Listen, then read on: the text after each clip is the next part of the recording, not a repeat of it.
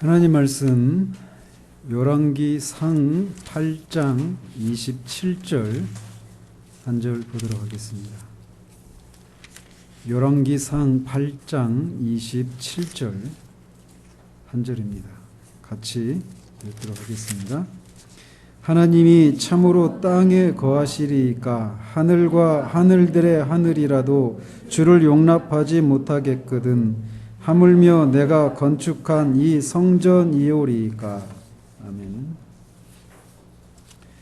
지난주에는 우리가 불변하시는 하나님에 대해서 살펴보았고 오늘은 광대하신 하나님에 대해서 살펴보도록 합니다. 자, 주보 참조해 주시고 2장 1항 다시 한번 같이 읽겠습니다.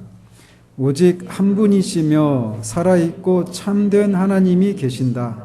그분은 존재와 완전함에서 무한하시며 지극히 순수한 영이시고 보이지 않으시고 몸이나 지체나 정욕도 없으시고 불변하시며 광대하시고 영원하시고 완전히 이해될 수 없으시고 전능하시고 지극히 지혜로우시고 지극히 거룩하시고 지극히 자유하시고 지극히 절대적이시며 자기 자신의 영광을 위해 그 자신의 불변하고 지극히 의로우신 뜻의 계획대로 모든 일을 행하신다.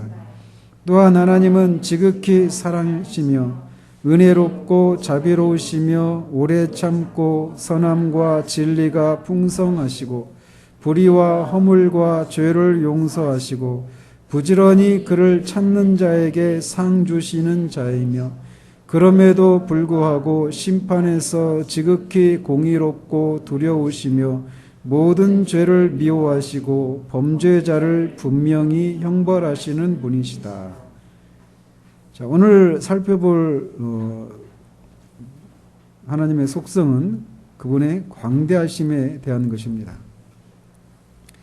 하나님이 광대하신 분이시다라고 하는 이 진리는 공간과 관련해서 하나님이 무한하신 분이라고 하는 속성을 가리킵니다. 즉 하나님은 공간의 지배를 받지 않으시고 공간과 관련해서 제한이 없으신 분이시다라는 것입니다. 이 공간의 지배를 받지 않고 공간의 제한을 받지 않으신다. 이것은 두 가지 측면으로 나타납니다. 그래서 하나님은 공간을 초월해 계시는 그런 분이시다. 이거를 좀 어려운 말로 하나님의 임맨서티해서 무량성이라고 합니다. 무량성, 양이 없으심 이렇게 한자 이렇게 표현하는데 하나님이 공간을 초월해 계신다. 공간 위에 공간을 초월해 계시는 그런 하나님의 초월성과 관련해서는 초월성과 관련해서 하나님의 광대하심이다 이렇게 표현하기도 하고 또 하나는 하나님의 무소부재하심 한자라 좀 어려울 수 있는데 계시지 않는 것이 없으시다. 다른 한자로는 편재하신다. 그래서 하나님이 모든 곳에 계신다. 하나님이 계시지 않는 곳이 없다라고 한 이런 속성도 하나님의 광대성 안에 들어가 있는 속성이라고 할 수 있습니다. 그래서 하나님 이외의 모든 존재들, 모든 그 무생물부터 식물과 동물과 인간을 포함해서 선한 천사들과 마귀와 마귀의 추종자들인 악한 영들까지도 다 공간의 지배를 받습니다. 그죠? 그래서 우리는 두 가지로 공간의 지배를 받아요. 하나는 공간을 초월할 수가 없다라는 거예요. 그래서 우리가 공간, 어떤 장소를 떠나서 장소의 어떤 제약을 받지 않는 장소를 초월하는 공간을 초월하는 그런 존재로 존재할 수가 없다라는 거예요. 어떤 피조물도. 그런데 하나님은 공간을 초월해 계시는 분이시다라는 거예요. 그리고 또 하나는 하나님 외의 모든 피조물들은 이곳에 있으면 다른 곳에 동시에 있을 수 없습니다. 그죠? 마귀도 그래요. 천사도 그렇습니다. 아무리 슈퍼맨이 지구에 1초에 7바퀴 반을 도는 그런 속도로 달린다 하더라도 언제나 그 순간엔 그 자리에만 있을 뿐이에요. 한 장소, 동시에 한 장소에만 있을 뿐입니다. 그죠? 동해 번쩍, 서해 번쩍 이렇게 할 수는 있어요. 순식간에. 그렇지만 동쪽에 있는 동안에 서쪽에는 없단 말이에요. 그런데 하나님은 언제나 모든 것에 완전한 존재로 계셔요. 하나님이 계시지 않는 공간은 하나도 없습니다. 즉 모든 공간을 완전하게 충만하게 자신의 전 존재로 계신다. 이게 하나님의 광대성의 교리예요. 속성이에요. 이 두 가지를 우리가 살피려고 하는 겁니다. 오늘 본문은 그런데 하나님이 이렇게 공간 관련해서 이 두 가지 제한을 받지 않으신다는 거예요. 공간을 우리는 결코 뛰어넘을 수가 없어요. 공간이 없는 곳에 우리는 존재할 수 없어요. 그런데 하나님은 공간을 초월해 계신다. 그리고 우리는 동시에 여러 곳에 한꺼번에 우리가 동시에 우리 존재가 있을 수가 없는데 천사도 마귀도. 그런데 하나님은 모든 곳에 언제나 전 존재로 그렇게 계신다. 그분의 능력으로 계시는 게 아니라 언제나 그분의 존재 자체로 모든 곳에 계신다 라고 하는 거예요. 그래서 오늘 본문은 이 솔로몬이 성전을 모두 완공한 후에 봉헌식을 올리는 장면에서 하나님께 올려드리는 기도 중에 한 부분입니다. 하나님이 참으로 땅에 거하시리까 하늘과 하늘들의 하늘이라도 주를 용납하지 못하겠거든 하물며 내가 건축한 이 성전이오리이까. 하나님이 너무 크시고 광대하신 분이시기 때문에 하늘과 땅도 하나님을 담을 수가 없다라는 거예요.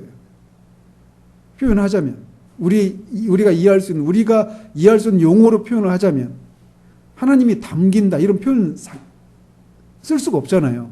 그죠? 그런데 우리의 이해를 돕기 위해서 우리의 용어로 굳이 쓴다면 그런 말이라는 거예요. 하늘이라도 하나님의 존재를 담을 수가 없다라는 거예요. 땅도. 그런데 하물며 땅 아래, 땅 위에, 하늘 아래, 땅 위에 있는 성전, 이 안에 하나님이 하늘도 담을 수 없는 그 광대하신 하나님이 어떻게 이 성전 안에 거하실 수 있겠는가라고 수사적인 그런 표현을 하고 있는 것이죠. 이 사실에 대해서 하나님은 직접 이사야서 66장 1절을 통해서 이렇게 말씀하십니다. 보시죠. 이사야서 66장 1절. 4 이렇게 찾아보시면 돼요. 66장 1절. 같이 한번 읽겠습니다. 시작. 여호와께서 이와 같이 말씀하시되 하늘은 나의 보좌요 땅은 나의 발판이니 너희가 나를 위하여 무슨 집을 지으랴 내가 안식할 처소가 어디랴. 자, 이 구절 이 방금 오늘 본문인 이 열왕기상 8장 27절이나 이사야서 66장 1절을 우리가 이렇게 생각하기 쉬워요. 하나님이 너무 크시기 때문에 마치 제가 이 컵 속에 이 컵보다 제가 더 크잖아요. 그래서 이 컵이 저를 담을 수 없다라고 한 이런 개념으로 하나님을 생각할 수 있단 말이에요. 그죠? 마치 이 서유기에서 그 손오공이 막 근두운을 타고 막 기껏 멀리 갔다고 하고 어떤 큰 봉우리에다가 오줌도 싸고 거기다 무슨 글자 쓰고 막 왔는데 나중에 보니까 뭐예요? 어디예요? 후전윤 손바닥이죠. 그런 것처럼 그렇게 막 부처가 그렇게 큰 존재인 것처럼 하나님의 개념도 이렇게 생각하기 쉬워요. 이거를 문자적으로 해석을 하면 하늘 얼마나 광대합니까? 하늘이. 근데 그 하늘이 하나님의 보좌래요. 그러면 그 큰 광대한 하늘에 앉아 계신 하나님은 훨씬 크잖아요.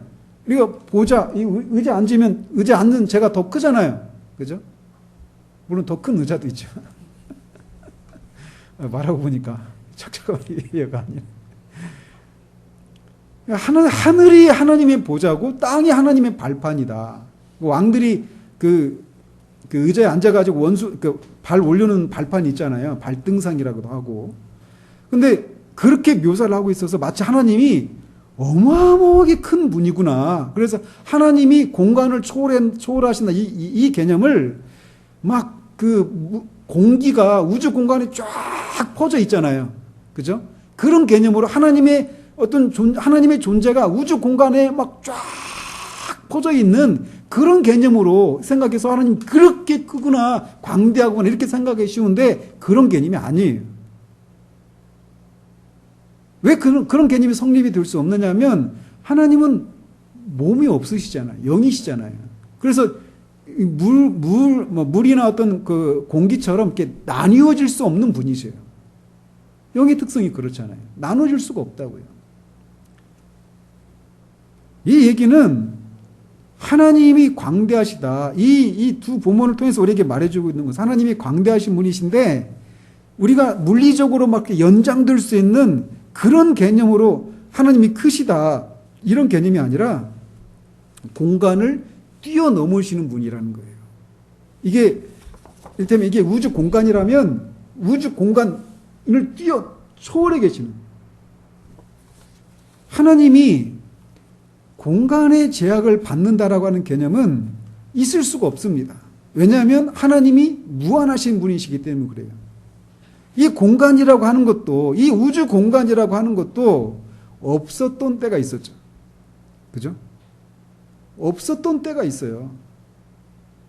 오늘날 불신자들의 그 천문학에 의하면 이 우주 나이가 뭐 140억 년 이렇게 얘기하는데 하나님은 6일 만에 창조하셨거든요. 나중에 창조에 대해서 얘기할 때 말씀을 드리겠지만. 근데 어쨌든 그들의 주장처럼 이 우주가 막 140억 년의 역사가 그런 시간이었다 하더라도 그 우주도 없었던 때가 있었어요. 그죠? 근데 없었던 때 아무것도 없었어요. 그 무라는 개념은 우리는 생각할 수가 없습니다. 그냥 머리로 그냥 그 추상적인 개념으로 이렇게 생각할 수 있을 뿐이지 그 실제로 그 무의 개념을 우리는 이해할 수 없어요. 근데 어쨌든 하나님, 삼위 하나님만 계시던 때가 있었어요.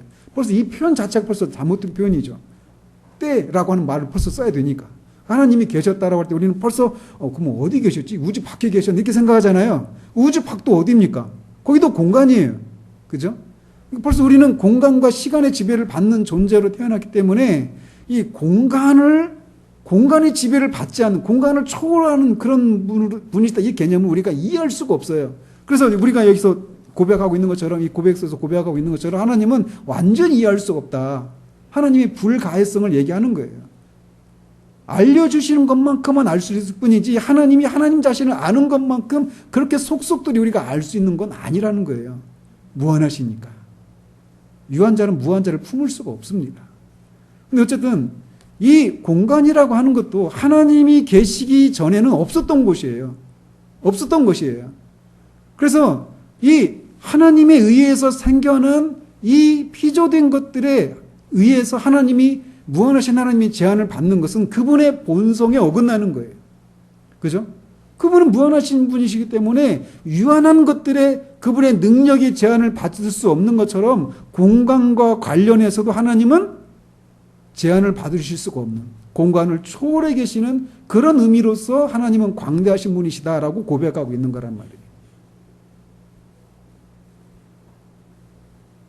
하나님이 본질적으로 세상보다 먼저 계셨듯이 하나님은 본질적으로 세상 밖에 존재하십니다. 이런 의미에서 하나님은 세상을 초월하시는 광대하신 분이시다라고 성경이 고백하고 있는 거예요. 그래서 우리가 사실 어떤 하나님과 다른 어떤 것을 크기를 비교한다. 이것은 있을 수가 없는 개념입니다. 그럼에도 불구하고 말씀드린 것처럼 우리의 이해를 돕기 위해서 우리의 언어를 사용해서 굳이 이렇게 표현을 한다라면 세상은 하나님보다 작아요. 그렇기 때문에 세상은 하나님을 담기에는 부족합니다. 하나님은 세상 안에 갇힐 수가 없어요. 공간 안에 갇힐 수가 없고 공간을 초월해서 밖에 계시는 하나님이십니다. 하늘도 땅도 광대한 이 우주, 이것도 하나님의 존재를 담을 수가 없습니다. 하나님의 본질은 만들어진 것들의 한계 속에 제한되시는 분이 아니시기 때문에 그렇습니다.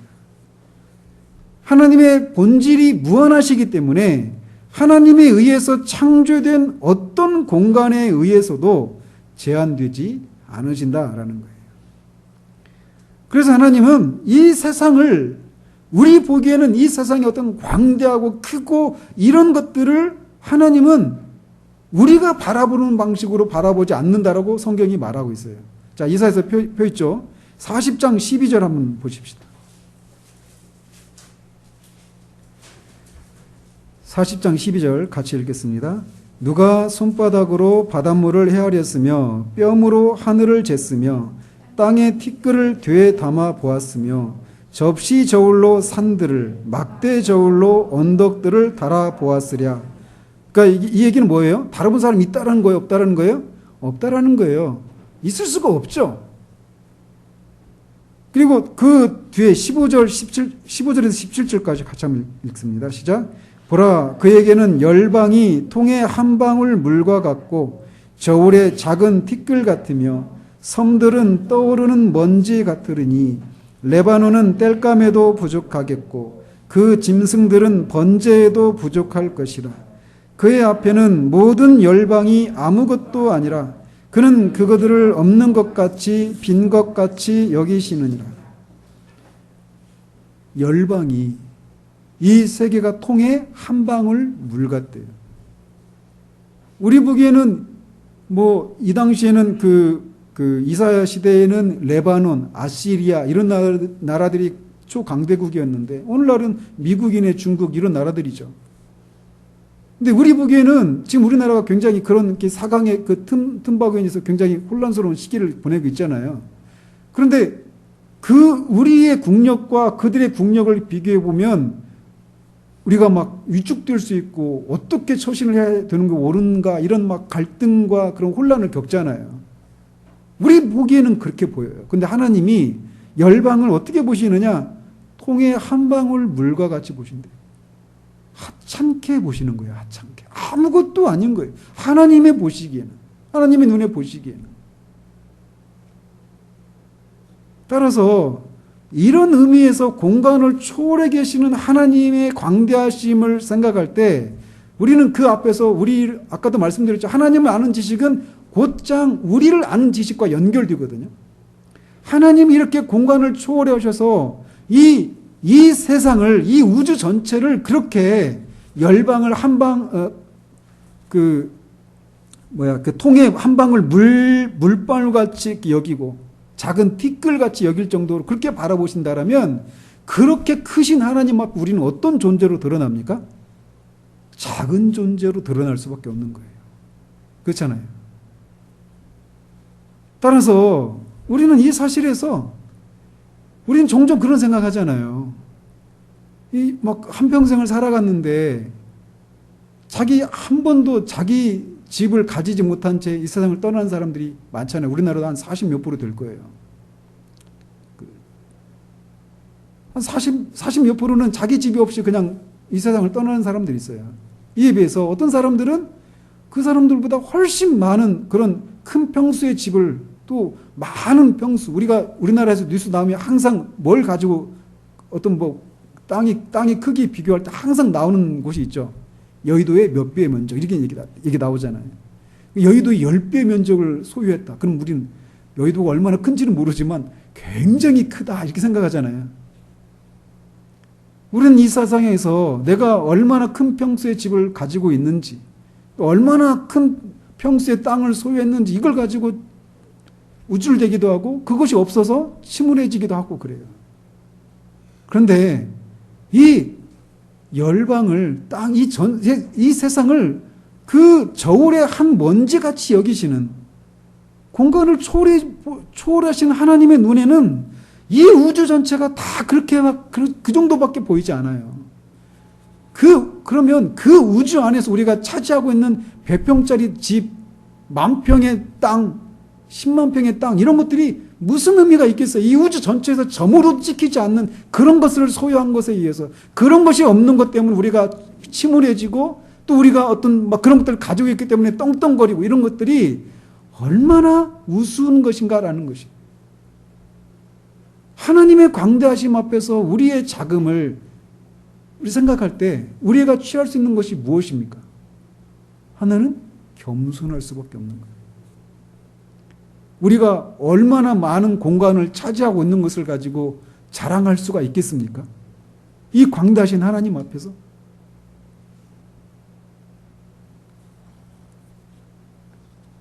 하나님의 광대하심을 생각한다면 우리에게 요구되는 것은 겸손함입니다. 또 크기와 비교해서도 그렇지만 하나님이 광대하신 분이시기 때문에 우리는 하나님이 행하시는 것에 대한 이해에서도 우리가 헤아려 알 수 없는 것들이 있다라고 하는 것을 인정할 수밖에 없는 거예요. 연작이 어찌 봉황의 뜻을 알리오? 참새가 어떻게 봉황의 뜻을 알 수 있겠습니까? 하물며 만들어진 존재들이 만드신 분의 행하시는 것을 어떻게 다 속속들이 이해할 수가 있겠어요? 그분은 크신데, 크신 분이시기 때문에 그분이 행하시는 일도 크고 깊고 심오해요. 그것을 다 이해할 수가 없다라는 겁니다. 그래서 뭐라고 말씀하시냐면 이사야서 55장 8절 9절, 오늘 이사야서 말씀이 많은데 55장 8절 9절 한번 같이 읽으십시다. 시작. 이는 내 생각이 너희의 생각과 다르며 내 길은 너희의 길과 다름이니라. 여호와의 말씀이니라. 이는 하늘이 땅보다 높음같이 내 길은 너희의 길보다 높으며 내 생각은 너희의 생각보다 높음이니라. 이렇게 광대하신 분이시기 때문에 그분이 하시는 일에 대한 이해도 우리가 그분이 하시는 일에 대해서도 우리가 다 이해할 수 없는 부분들이 있다라는 것이에요. 따라서 우리가 이해할 수 없는 일들을 만날 때 우리에게 요구되는 것은 그분의 크심을 인해서 우리가 그분의 섭리를 모두 이해할 수 없다라고 하는 것을 겸손히 인정하고 그 앞에 엎드리는 겁니다. 그래서 욥이 무지한 말로 이치를 가리는 자가 누구니까? 나는 깨닫지도 못한 일을 말하였고 스스로 알 수도 없고 헤아리기도 어려운 일을 말하였나이다. 그러므로 내가 스스로 거두어드리고 티끌과 제 가운데서 회개하나이다 라고 고백했던 것처럼 하나님의 광대하심 앞에 그분이 하시는 일을 우리가 속속들이 이해할 수 없는 것을 인해서 이런 겸손함이 우리에게 요구된다라고 말할 수 있어요. 더 적극적으로는 우리는 그분의 광대하심을 예배할 수 있어야 합니다. 역대상 29장 11절에 여호와여 광대하심과 권능과 영광과 이김과 위엄이 다 주께 속하였사오니 주는 높으사 만유의 머리이심이니이다. 우리가 속속들이 이해할 수 있는 대상을 예배할 수 없습니다. 우리가 속속들이 알 수 없는 그런 대상만이 우리의 예배와 경배의 대상이 될 수 있어요. 하나님의 광대하심이 바로 그러합니다. 그래서 우리는 그 하나님의 광대하심을 예배할 수 있어야 돼요. 경배할 수 있어야 돼요. 그래서 이렇게 첫 번째로 하나님이 광대하시다라고 하는 것은 하나님의 본질 때문에 하나님이 공간이 존재하기 전에도 계셨던 하나님을 하나님이 만드신 것에 의해서 제한이 될 수가 없다라고 하는 이 본질 때문에 하나님은 공간 밖에 계시는 그런 의미에서 광대하신 분이신데 만약 이것만 강조하게 되면 어떤 잘못된 교리에 빠질 수 있느냐면 이실론이라고 하는 잘못된 교리에 빠질 수가 있어요. 즉 하나님이 이 세상을 만드시고 이 세상을 떠나 세상 밖에 계시면서 이 세상이 자연 법칙에 의해서 자동적으로 돌아가도록 섭리해 놓으시고 그분의 본질은 존재 자체는 떠나 계신다. 이게 이실론인데 하나님의 그 광대하심의 첫 번째 측면만 그렇게 강조하게 되면 그런 이실론에 빠지게 된다라는 거예요. 성경은 분명히 하나님이 이렇게 공간을 창조하신 분이시기 때문에 공간 안에 제한되실 수 없는, 그래서 공간 밖에 계시는 그런 의미의 초월적인 광대하신 분이시다라고 고백하면서 동시에 뭐라고 또 말씀하시느냐면 하나님은 모든 곳에 계신다라고도 말씀하고 있다라는 겁니다. 하나님은 어떤 한 장소에 국한되지 않고 무한하시기 때문에 동시에 모든 장소에 계신다라고 고백하고 있다라는 것입니다. 그래서 이런 거를 하나님의 무소부재하심 또는 하나님의 편재성이라고 하는 그런 속성이라고 말을 한다라는 거죠. 그래서 하나님은 어느 곳에나 계십니다. 예레미야 23장 24절 한번 보십시오. 이사야 다음 있는 성경이죠. 예레미야 23장 24절 같이 한번 읽겠습니다. 시작. 사람이 내게 보이지 아니하려고 누가 자신을 은밀한 다 못 찾으셨어요? 예레미야 23장 24절 시작. 사람이 내게 보이지 아니하려고 누가 자신을 은밀한 곳에 숨길 수 있겠느냐. 여호와가 말하노라. 나는 천지에 충만하지 아니하냐. 하나님은 천지에 충만하셔서 모든 곳에 계신다라고 말씀하고 있다라는 겁니다. 또 하나님의 편재성을 가장 많이 얘기하고 있는 시편이 있다면 시편 139편이에요. 139편 한번 보십시오.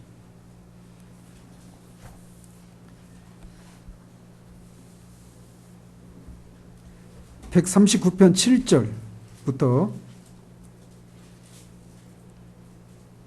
10절까지 같이 한번 읽겠습니다. 시작. 내가 주의 영을 떠나 어디로 가며 주의 앞에서 어디로 피하리이까. 내가 하늘에 올라갈지라도 거기 계시며 스올에 내 자리를 펼지라도 거기 계시니이다. 내가 새벽 날개를 치며 바다 끝에 가서 거주할지라도 거기서도 주의 손이 나를 인도하시며 주의 오른손이 나를 붙드시리이다. 즉 하나님이 이렇게 안 계신 곳이 없이 모든 공간에 충만히 계신다라고 말씀하고 있어요. 그래서 앞에 처음에 말씀드린 것처럼 하나님이 모든 공간에 계신다, 이 얘기는 하나님이 너무나 빨리 움직이시는 분이셔서 우리가 가기만 하면 이 말씀이 막 하늘에 올라갔더니 벌써 하나님이 거기 계시고 우리가 스월에 막 내려갔더니 벌써 거기 계시고 이런 개념이 아니에요. 하나님은 하늘에도 계시고 동시에 스월에도 계시는 거예요. 오른쪽에도 계시면서 동시에 왼쪽에도 계시는 거예요. 아까 우리가 나의 좌우편에 계시다 그러잖아요. 나 머리에 계시고 나의 밑에 계시고 동시에 모든 공간에 하나님이 계신단 말이에요. 하나님이 계시지 않은 공간이 없습니다. 우리는 엄마 아빠가 떨어져 있을 때 우리가 집에 혼자 있을 수 있어요. 근데 엄마 아빠는 동시에 있을 수 없으니까. 그렇지만 하나님은 거기도 계시는 거예요. 어디나 계셔요. 하나님이. 계시지 않는 공간이 없어요. 동시에 완전한 존재로 계신다라는 것입니다. 그래서 사람이 하나님의 낯을 피해서 숨길 수 있는 공간이 없다라고 말하고 있어요. 하나님이 공간을 창조하시고 그 공간 안에 있는 모든 만물을 창조하셨는데 그 공간, 이 우주 공간, 세상을 창조하신 하나님이 그 안에 갇히실 수 없는, 본질적으로 그렇게 갇히실 수 없는 무한한 분이시기 때문에 공간을 초월해 계시지만 동시에 그 하나님이 공간 안에 있어서 모든 만물과 함께 계시다라고 성경이 또 얘기하고 있다라는 거예요. 그래서 히브리서 1장 3절에 이렇게 말씀하십니다. 그의 능력의 말씀으로 만물을 붙드시며 라고 말하고 있습니다. 모든 피조물이 하나님의 능력으로 높이 끌어올려지기 전 원래의 모습, 즉 어떤 상태였어요? 모든 피조물이 원래는 아무것도 없었죠. 그죠? 원래 아무것도 없었어요. 존재하는 이 모든 것들이 없었던 때가 있었어요. 근데 하나님이 그것을 창조하시고 그리고 그것을 떠나 계시는 것이 아니라 그런 것들이 원래 없었던 때로 돌아가지 않도록, 즉 무로 돌아가지 않도록 모든 만물 안에 존재하고 계시다라는 거예요. 하나님이. 그래서 그 말씀을 이렇게 표현하는 거예요. 그의 능력의 말씀으로 만물을 붙드시고 계시다라고. 하나님이 이렇게 모든 피조물들 가운데 계시면서 그것들이 원래의 상태, 즉 무의 상태로 돌아가지 않도록 그렇게 모든 곳에 존재하고 계시기 때문에, 말씀으로 붙들고 계시기 때문에 이 세상이 없어지지 않고 존재하고 있는 거예요.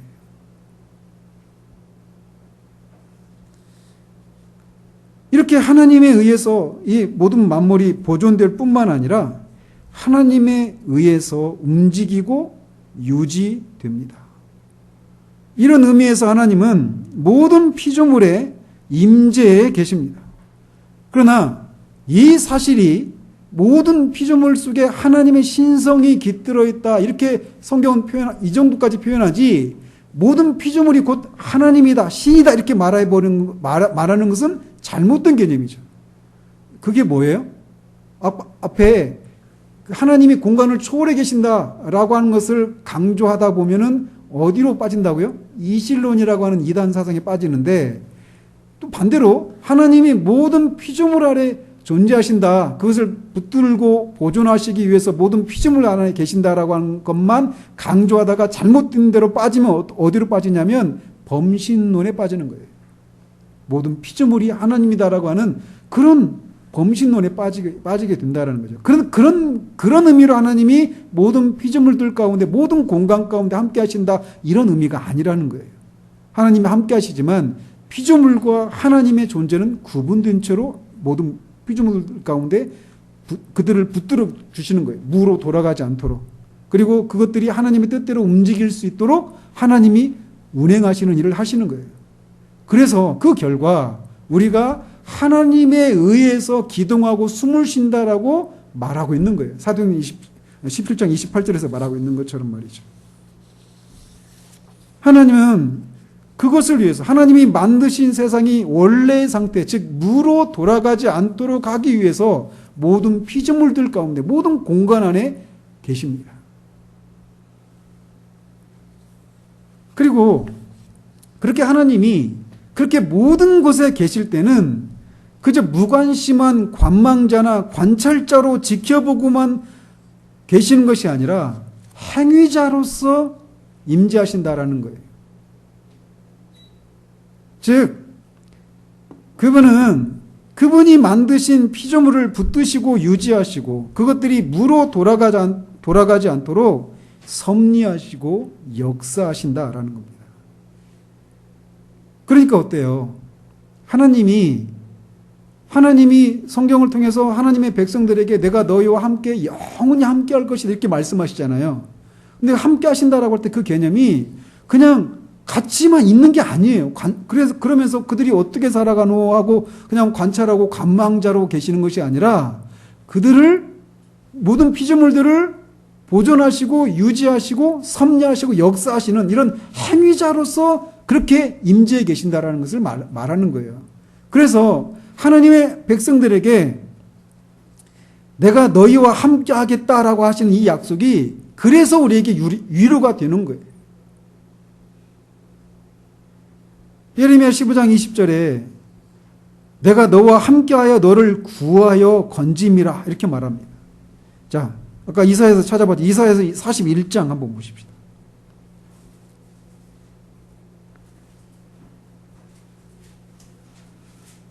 이사야에서 41장 10절에서 14절까지 같이 읽겠습니다. 시작. 두려워하지 말라, 내가 너와 함께함이라. 놀라지 말라, 나는 내 하나님이 됨이라. 내가 너를 굳세게 하리라. 참으로 너를 도와주리라. 참으로 나의 의로운 오른손으로 너를 붙들리라. 자, 여기까지만 봐도 하나님이 너와 함께 하겠다라고 말씀하시는데 왜 그러시면서 놀라지 말라, 두려워하지 말라고 말씀하셔요? 왜? 그냥 관망자로 함께 하시는 것이 아니라 그를 어떻게 하시겠다고요?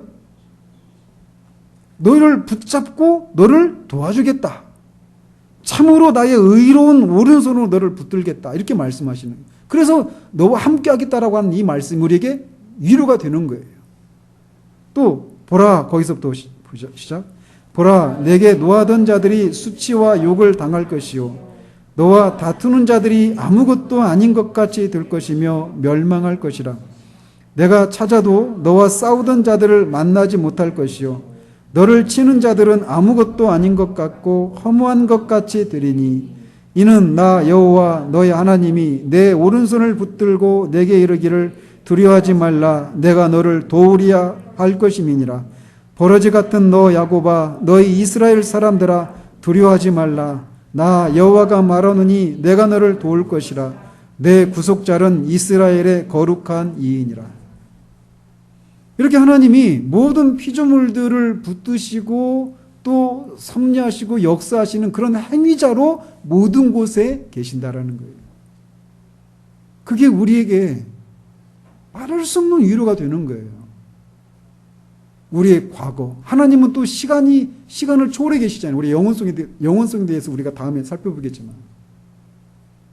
그래서 우리는 이런 생각하잖아요. 우리가 이 시간 세계 속에서 뭐 1900 몇십 년 언제 또는 2000년대 언제 우리가 하나님을 내가 회심했다라고 말하면서 그때부터 하나님과의 관계가 시작이 되고 그때부터 하나님이 나와 함께 하시고 그때부터 나와 내 모든 삶을 돌보시고 도우시는 그런 하나님으로 생각하기 쉬워요. 그러나 하나님은 우리가 존재하기도 전에도 하나님의 마음에 우리가 있었어요. 그래서 지난주에 말씀드렸잖아요. 하나님이 우리를 아시기 때문에 우리가 존재할 수 있었다고. 우리가 존재한 후에 하나님 우리를 아신 것이 아니라 우리가 존재하기도 전에 하나님 우리를 아셨어요. 어떻게 그런 일이 가능합니까? 하나님은 영원하신 분이시기 때문에 그런 거예요. 시간을 초월해 계시는 분이시기 때문에. 영원 속에서 우리를 아셨습니다. 그 결과 우리가 시간 세계 속에 존재할 수 있게 된 거예요. 근데 우리는 시간의 지배를 받기 때문에 우리가 언제 하나님께 회심하고 돌아왔기 때문에 그때부터 우리 하나님과 우리 사이의 그 관계가 시작된 것으로 생각하는데 그렇지 않다라는 거예요. 그래서 하나님이 우리가 하나님을 인식하기 그 관계를 누리기 이전의 삶 가운데서도 하나님은 거기 계셨어요. 우리가 정말 남들에게 말하고 싶지 않은, 기억하고 싶지 않은 그런 고통스럽고 때로는 수치스럽고 부끄러운 그런 삶의 순간들도 거기 하나님이 계셨다고요. 관망자로, 관찰자로만 계신 것이 아니에요. 그때도 하나님 우리를 붙드시고 하나님의 뜻대로 우리의 삶을 섭리하시는 방식으로 거기 계셨단 말이에요. 거기 그때 계셨어요. 뿐만 아니라 지금 여기도 계십니다. 그냥 관찰자로, 관망자로 계시는 것이 아니라 행위자로 계셔요. 하나님이 모든 곳에 계신다라고 할 때 그 모든 곳 안에는 우리가 이미 지나온 그 삶의 자리들 거기에도 계셨어요. 그리고 지금도 계시고 앞으로도 우리와 함께 계시는데 행위자로 계신다라는 거예요. 그래서 내가 너와 함께 하리라라고 한 이 약속이 우리에게 말할 수 없는 위로인 거예요. 뿐만 아니라 하나님이 이렇게 모든 곳에 행위자로 계실 뿐만 아니라 하나님이 그렇게 모든 곳에 자신의 전 존재로 모든 공간에 계시기 때문에 하나님에게 알려지지 않은 일들이란 있을 수가 없다라는 것입니다. 하나님은 모든 것을 아십니다. 모든 곳에 자신의 전 존재로 계시기 때문에. 시간과 관련해서도 마찬가지예요. 우리 과거의 행적에 대해서 모르시는 것이 없고 우리 현재의 삶에 직면한 여러 가지 난제들에 대해서 모르시는 것이 아니라는 거예요. 하나님의 크심을 한번 생각해 보십시오. 제가 이번 주에 월요일 날 잠자기 전에 이 하나님의 광대하심을 생각하면서 우주의 크기 막 이런 거 막 찾아보다가 잠이 안 오는 거예요. 얼마나 지구가 이 태양으로부터 한 1억 5천 킬로미터 떨어져 있대요. 상상이 되십니까? 시속 100km로 달릴 때마다 우리 아이니가 아빠 너무 빨라 막 그러는데 시속 100km로 1억 5천 킬로미터 달리려면 얼마나 걸려요? 그 거리를 빛의 속도로 1초에 30만 킬로미터를 빛이 간대요. 근데 그 속도로 올 때 8분 9초가 걸린대요. 그 태양빛이. 그러니까 우리가 보는 태양빛은 8분 9초 전에 이렇게 발생한 그 빛을 보는 거예요. 근데 그 1억 5천 킬로미터 떨어지는 태양이 지구의 부피가 100만 배 크게 100만 배. 예?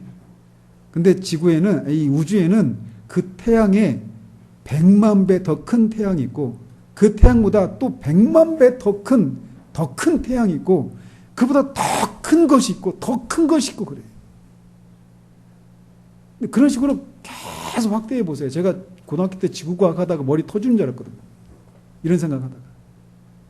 그 광대한 그 우주 안에서 우리 존재가 점으로라도 찍을 수 있을까요? 우리가 그렇게 지구보다 부피가 100만 배나 큰 태양조차도 이 우주 안에서는 점으로도 안 지켜요. 하물며 우리는 어떻습니까? 그래서 파스칼은 우리를 이 우주의 이 중간자적인 존재다 이렇게 얘기를 해요. 어떻게 할까? 우리보다 큰 것을 생각할 때 우리가 진짜 그야말로 막 계속 주민 해보면 아주 막 점으로도 찍히지 않은 존재예요.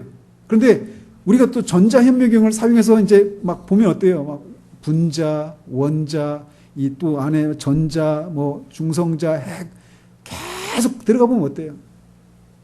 이 핵을 중심으로 전자가 막 움직이는데 이 핵과 전자 사이의 거리가 지구에서 달까지의 거리 정도 비유로 따지면 그 정도 거리래요. 상상이 안 되죠? 이렇게 말해도 이게 무슨 말이요? 이렇게 생각하실 텐데 아무튼 이 우주 이 전체를 생각해 보면 그 안에서 우리가 하는 어떤 행동들, 말들, 고민들, 우리의 그 모든 열정과 수고와 어떤 추구함들, 그리고 그것을 통해서 얻어낸 어떤 결과물들, 이런 것들이 그 큰 우주 안에서는 아무것도 아니에요. 우리 몸 안에 미생물 있잖아요. 근데 그 미생물 눈으로 보입니까? 안 보이죠. 우리 몸 안에 미생물이 뭔가 움직이잖아요. 그 미생물이 어떤 우리가 의식이라고 부를 수 있는 그런 것은 안 가지고 있다 하더라도 어쨌든 의식을 가지고 있다고 생각해 보세요. 미생물이. 근데 그 미생물이 아무튼 그 살아있는 동안은 계속 뭔가를 할 거 아니에요. 몸을 이롭게 하는 어떤 일들을 하든지 아니면 해롭게 하는 일들을 하든지 뭔가를 할 거 아니겠어요. 끊임없이. 자기는 그 미생물이 자기는 뭔가 한다고 막 했단 말이에요. 근데 그 미생물이 움직임 우리는 하나라도 압니까? 의식이라도 하고 삽니까? 살고 있지 않아요. 근데 마치 그런 것처럼 이 우주 안에서 우리가 생각하고 살아가는 그 모든 것들이 그 큰 우주 안에서는 그런 의미라는 거예요. 아무것도 아닌 거예요. 그렇게 작은 거예요. 그런데 하나님이 그 광대한 우주 안에 모든 곳에 하나님이 계셔서 그 우리와 미생물 안에 있는 또 다른 핵하고도 비교할 수밖에 없는 비교조차도 안 되는 그런 작은 우리들의 삶에 대해서 하나님이 아신다라고 얘기한다. 인간의 삶의 가치가 바로 거기에 있는 거예요. 이 우주의 광대함 앞에서 그 광막함에서 우리의 삶은 아무것도 아니에요. 아무런 의미도 없어요. 우리가 어떤 몸부림을 치고 하는 울고 불고 막 애를 쓰고 하는 것들이 이 우주 전체에서 어떤 의미가 있겠냐고요. 그런데 의미가 있을 수 있다는 거예요. 의미가 있을 수 있는 것이 아니라 의미가 있다는 겁니다. 왜? 하나님이 그 모든 공간을 채우시고 계시기 때문에. 하나님이 그 모든 공간에 당신의 전 존재로 계시기 때문에. 그래서 우리가 하는 그 모든 것들을 아신다라고 말씀하셔요. 어느 정도 아신다고 말씀하셔요? 마태복음에 우리의 머리카락까지도 세신다라고 말씀하셔요. 그때 머리카락을 그렇게만 비교하지 마세요. 우리 존재, 제가 160 채 안 되거든요. 근데 제 신체에 차지하는 그런 정도의 머리카락, 이렇게 비교하지 마세요. 우주의 그 광대함 안에서의 머리카락 한번 생각해 보세요. 근데 그렇게 하나님 우리를 아신다라는 거예요. 모든 공간에 계시기 때문에. 거기에서 우리의 삶이 갑자기 아무것도 아닌, 그래서 허무하기 짝이 없는 그 인생이 그 우주를 창조하신 하나님이 그 모든 것을 아시고 심지어 우리의 머리카락까지도 세실 정도로 그렇게 아시는 그런 하나님이 우리의 아버지라는 사실들을 인해서 우리가 갑자기 우리의 삶이 의미가 있게 되는 거예요.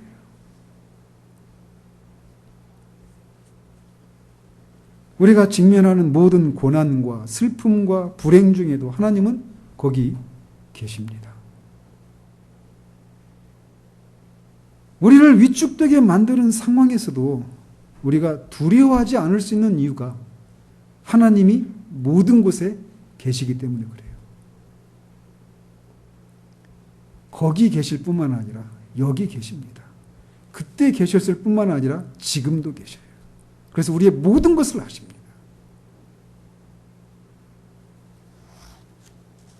이렇게 하나님은 모든 곳에 계셔서 모든 것을 아십니다. 근데 우리가 이런 생각할 수 있잖아요. 하나님의 임재를 특별히 경험할 수 있는 그런 공간이 있는 것처럼 생각할 수 있잖아요. 이를테면 여러분이 우리 교회에 와서 회심을 했다. 그러면은 다른 교회를 생각하지 못해요. 우리 교회. 여기서 여러분이 회심했던, 하나님을 만났던 그 특별한 그 장소를 여러분이 하나님의 섭리 가운데 우리 교회를 떠나는 일이 있다 하더라도 이곳을 잊지 못하실 겁니다. 그래서 항상 그곳을 생각하고 거기에 가면 뭔가 더 하나님을 깊이 만날 수 있는 것처럼 생각할 수 있어요. 그죠? 그래서 사람들은 어떻습니까? 막 에베레스트 사람들의 손길이 닿지 않는 그 높은 고산에 올라가서 거기서 더 어떤 신적인 존재를 더 그 속에서 더 깊이 체험할 수 있지 않을까라고 하는 생각을 가지고 산에 올라가는 사람들이 있어요. 제가 예전에 그 어몽길 그 십사자 등반했던 그 사람의 책을 읽는데 그런 과정이더라고요. 등반할 때. 그 막 숨이 턱턱 막히는 그 환경들을 막 지나면서 거기서 신적인 그런 존재, 신적인 신의 임재 앞에 서 있는 그 자신을 생각하는 거예요. 그런 것처럼 어떤 특별한 하나님의 임재를 더 특별하게 경험할 수 있는 그런 곳이 있는가? 그렇지 않다라는 겁니다. 하나님은 어디나 계셔요. 문제는 뭐예요? 그 하나님과 우리가 어떤 상황인가, 어떤 관계를 맺고 있느냐에 따라서 하나님이 거기 계시다라고 하는 것을 때로는 더 강렬하게 드러내시기도 하시고 때로는 하나님이 계시지 않은 것처럼 하나님의 임재를 드러내시지 않을 수도 있어요. 이런 질문도 할 수 있죠. 하나님이 어디나 계신다라면 하나님은 지옥에도 있습니까? 하나님 천국에만 계실까요? 지옥에는 없을까요? 그래서 거기는 마귀가 대장 노릇하면서 거기서 자기 졸개들 막 더 괴롭히면서 그렇게 거기서 또 대장 노릇하면서 살까요? 로마 신화처럼? 그리스 신화처럼? 하데스 신 있잖아요. 하데스. 그렇지 않아요. 지옥도 하나님이 계십니다. 어떻게 계셔요? 근데 하나님의 공의로운 하나님으로 거기 계시는 거예요. 하나님이 계시지 않는 곳이 없어요. 근데 우리는 종종 그런 생각하잖아요. 성경에도 보면 하나님이 떠나셨는가? 또 실제로 하나님이 떠나셨다 이런 표현도 하잖아요. 그죠? 그 하나님 다시 돌아오십시오. 이런 기도들 하고. 그건 뭘까요? 말씀드린 것처럼 그거는 우리의 이해를 돕기 위한 어떤 신인 동성론적인 그런 표현이라는 거죠. 실제로 하나님이 떠나실 수가 없어요. 하나님은 모든 곳에 계시기 때문에. 다만 그분이 안 계신 것처럼 우리를 대하실 뿐이에요. 여러분이 신앙생활 하면서 가장 고통스러운 것이 무엇입니까? 하나님이 우리가 원하는 것들을 해주시지 않는 것, 응답하시지 않는 것, 이것이 가장 고통스럽습니까? 그것도 우리에게 고통스럽습니다. 얼마나 답답하고, 얼마나 정말 전라도 말 폭폭합니까? 그런 경우들을 만나죠. 그런데 저는 우리에게 가장 고통스러운 것이 사울이 직면했던 그런 고통이라고 저는 생각해요. 사울이 말년에 그러잖아요. 꿈으로도 둠밈으로도 우림으로도 하나님이 말씀하시지 않는 것. 내가 좌로 행해도 욥이 막 그렇게 한탄하죠. 내가 좌측으로 하나님을 만날까 하고 좌로 가도 하나님이 거기 안 계시고 오른쪽으로 가도 하나님이 거기 안 계시고. 그런데 하나님은 뭐라고 말씀하셔요? 137편 시편 139편 5절에 이렇게 말씀하셔요. 주께서 나의 앞뒤를 둘러싸시고 내게 안수하셨나이다. 아까 우리가 불렀던 계신 주님, 그게 이 시편 139편을 인용해서 지은 찬송이에요. 하나님이 앞에도 계시는데 앞에 계시면서 동시에 뒤에 계세요. 오른쪽에 그러면서 또 동시에 왼쪽에도 계시고 오른쪽에도 계시고 우리의 위에도 계시고 우리의 아래에도 계셔요. 우리를 다 둘러싸고 계시는 거예요. 우리가 그 하나님 안에 있어서 그렇게 표현하는 것이 아니라 하나님이 하나님의 존재로 완전하게 그렇게 앞에도 계시고 전후좌우 상하에 다 계시는 거예요. 우리를 둘러싸고 계시는 거예요. 우리가 그거 이해할 수가 없죠. 너무 기이해서 놀라고 그 하나님의 광대하심, 그런 방식의 광대하심을 찬양하고 있는 것이 시편 139편이에요. 그런데 그렇게 하나님이 계시는데 좌로 행해도 하나님이 안 보이시고 우로 행해도 하나님이 안 보이시고 앞으로 가도 뒤로 가도 위를 쳐다봐도 아래를 쳐다봐도 하나님이 계시지 않는 그 상황처럼 우리 영혼이 고통스러운 때가 언젠가라는 것. 그럼 우리 모두에게 그것이 가장 고통스러운 것이라고 하는 것을 우리가 아는 사람들이기를 바라요.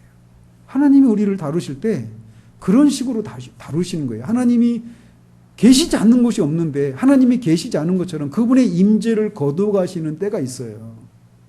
그 과정을 통해서 하나님이 하나님과 우리 사이의 관계를 새롭게 하시는 일들을 하시는 거예요. 우리 안에 있는 해결되어야 될 그런 문제들을, 죄 문제들을 하나님이 그런 방식으로 다루어 가시는 거예요. 하나님의 임재를 거두시기도 하시고 또 하나님 임재를 더 풍성하게 드러내시는 이런 것을 통해서, 그런 과정을 통해서 우리가 하나님을 만날 때 우리 안에 다시금 그런 하나님의 임재를 즐거워하는 데서 오는 그런 기쁨, 이런 것들이 다시금 회복되고 또 우리의 삶을, 우리에게 맡겨주신 삶을 또 살아갈 수 있게 되는 거예요. 그래서 우리는 이렇게 하나님이 어디나 계시고 하나님의 낯을 피해서 하나님께 숨겨질 수 있는 그런 공간은 없다라고 하는 생각들은 악인들의 입장에서는 말할 수 없는 공포요 두려움이겠죠. 그죠? 그리고 모든 것에 계시기 때문에 피할 수가 없고 그 모든 것 속에서 행하시는, 빛 가운데서 행하든 어둠 가운데서 행하든 그 모든 것을 하나님이 낱낱이 아신다라고 하는 이 사실은 악인들의 입장에서는 말할 수 없는 두려움이에요.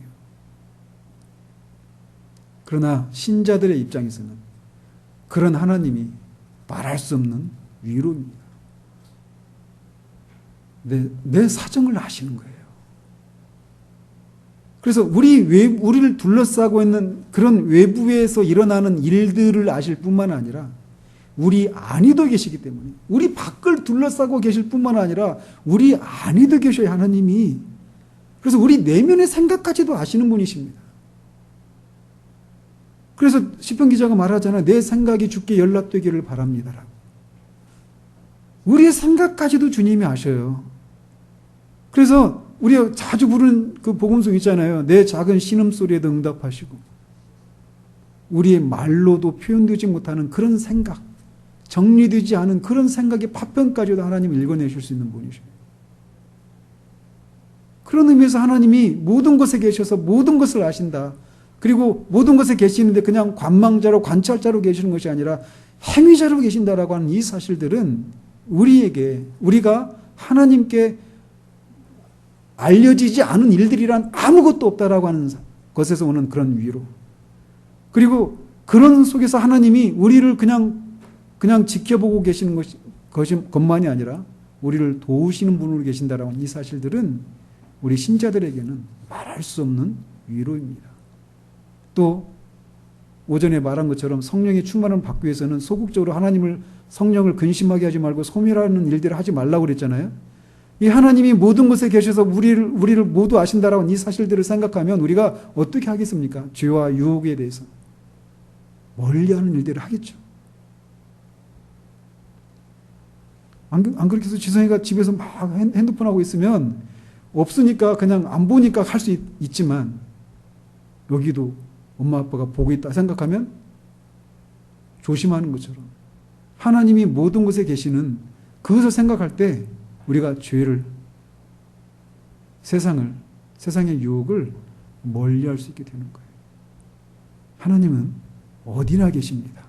그러나 초월해 계십니다. 그 하나님이 보이는 하나님으로 나타나신 분이 예수 그리스도고, 그 예수 그리스도를 통해서 이 광대하신 하나님이 우리의 아버지가 되셨습니다. 기도하겠습니다. 하나님 아버지,